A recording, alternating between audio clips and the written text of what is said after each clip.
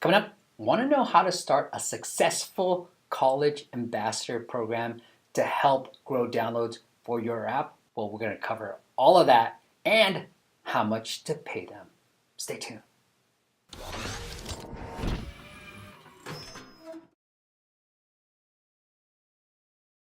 What is up, App Nation? It is Steve P. Young, founder of appmasters.com, the place you go when you want action-packed content in the app business. Now, I've got a snippet from our most recent virtual summit. So make sure you sign up for our email newsletters to figure out when the next one is coming, because it's going to be happening in March. So stay tuned for that. So go to appmasters.com, put your email in there, and we'll let you know when the next one is coming up. Here, we've got my friend Jake Ellenberg, who's going to talk all about how they use a college ambassador program to grow their app, Drunk Mode, to over 1 million downloads. Pay attention to the sneaky way that they sent their emails, how they actually use their fans to find the right college ambassadors, and how do you keep these college students really engaged so that they not only promote your app, but they do it well and they're happy to do it.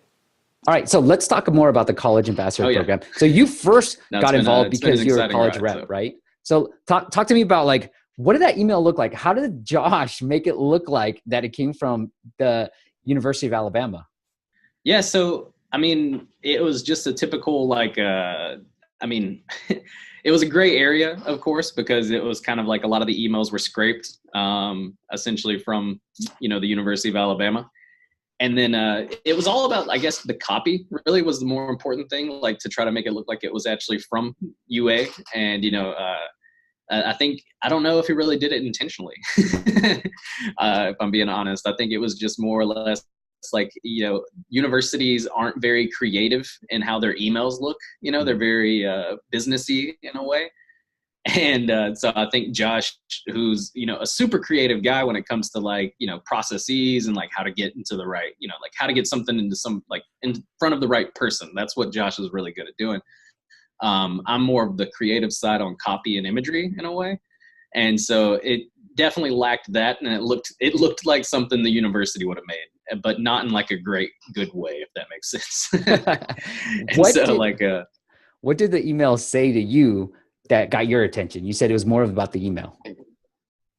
Oh, it was basically just about the app, man. I had never heard of an app like that. And, of course, being in college, we got drunk a lot. And seeing an app called Drunk Mode that was supposed to be a little bit of a balance between trying to find the party, but then also trying to be safe with your friends and everything like that, really appealed to me at the time. And so, I immediately was like, downloaded it, played around with it, and was like, this could be great. It just needs a little bit of help.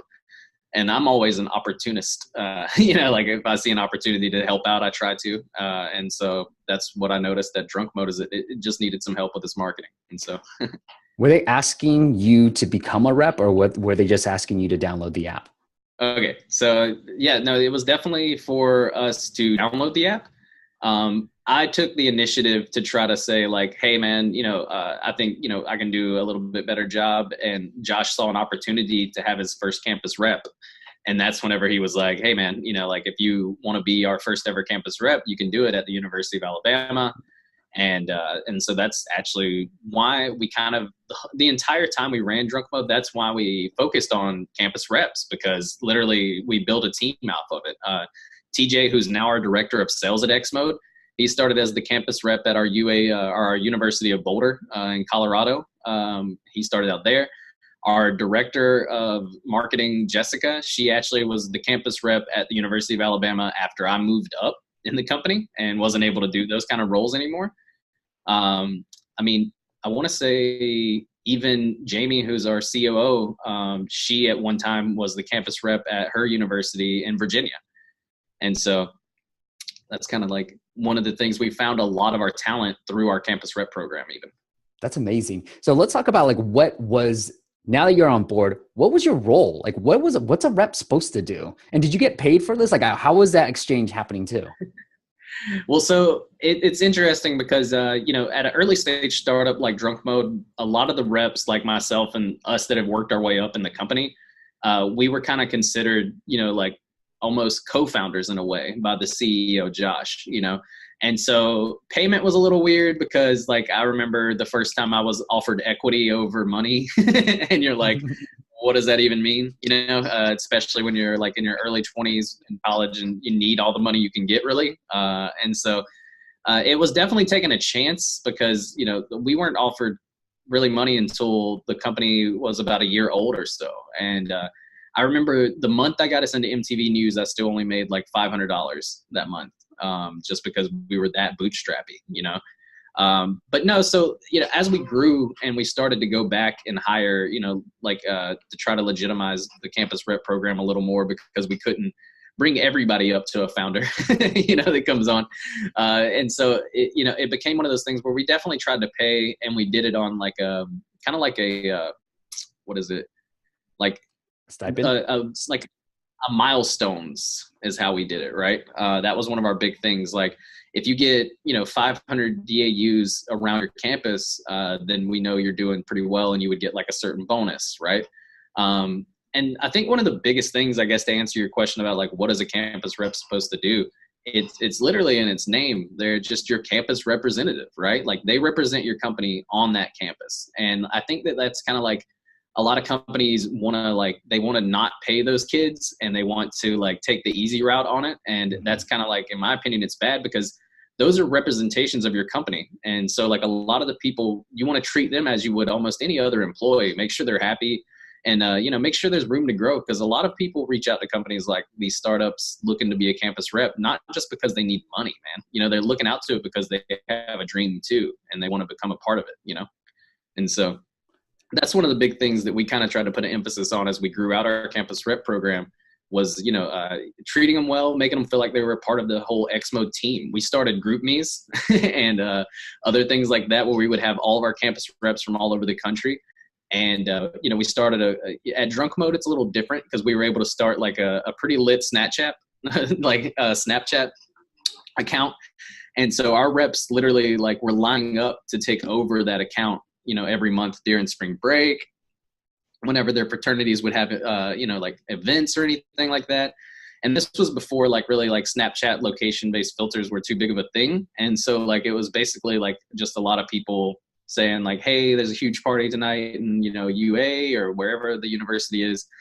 Can I get the Snapchat? And then so we had like geo, like literally it was like, you know, here's this party tonight at the University of Alabama. And then tomorrow night it'll be at UVA. And so, it, you know, anyway, it pretty much like just helped build the brand, you know, and that's kind of their job as a rep is to help you build your brand, you know? In terms of responsibilities, what were you responsible for? And was that something that I know, Josh, you were like one of the first reps. So like, is that something you guys started building out? Like, hey, here's like a job description. Here's what we want each college rep to do. Oh yeah. So for me specifically, I was given a kind of random goals because we were still trying to figure out what that, you know, what are those, what is the process, right?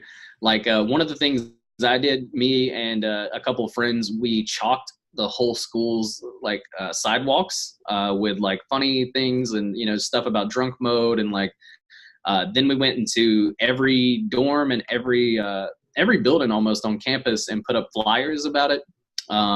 Just urging people to download, telling them about it, just trying to get people, you know, like kind of like just introduced to the brand really, because it was one of those things where people still hadn't really heard about it at the time. And so, and then, you know, of course, walking around campus on like game day and giving out t-shirts. So that was a huge thing. I actually got kicked off campus that day. Security, they came because you had to have a permit to give out stuff apparently. And we did not check that as a young company. And so just heads up for anybody who may have a campus rep give out stuff, have them check with the university before they do it.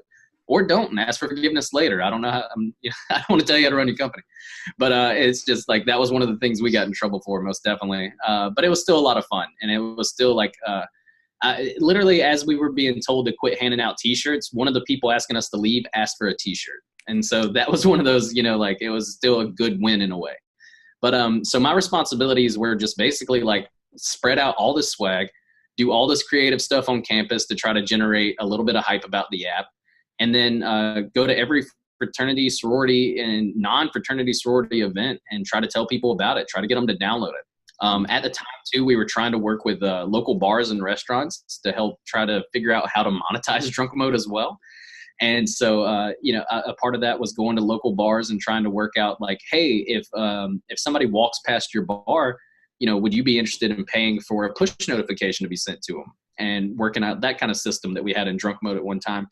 And so, it was definitely a mix of a lot of things. Do you remember one campaign that you ran as a rep that worked really well? All right, y'all. If you want the full interview and access to all the videos of all the virtual summits that we've ran, go check out appmastersacademy.com. You'll find our entire playbook about ASO, Apple features, influencer marketing, different growth hacks that we've devised, all in the academy as well. So check it out, appmastersacademy.com. I'll see you on the next video. Click the top video if you want to see one of our favorite growth hacks of all time, and how do you drive tens of thousands of downloads without spending a dime. And click the bottom video if you want to see which marketing campaigns perform the best. I break it down and I tell you which ones to focus on.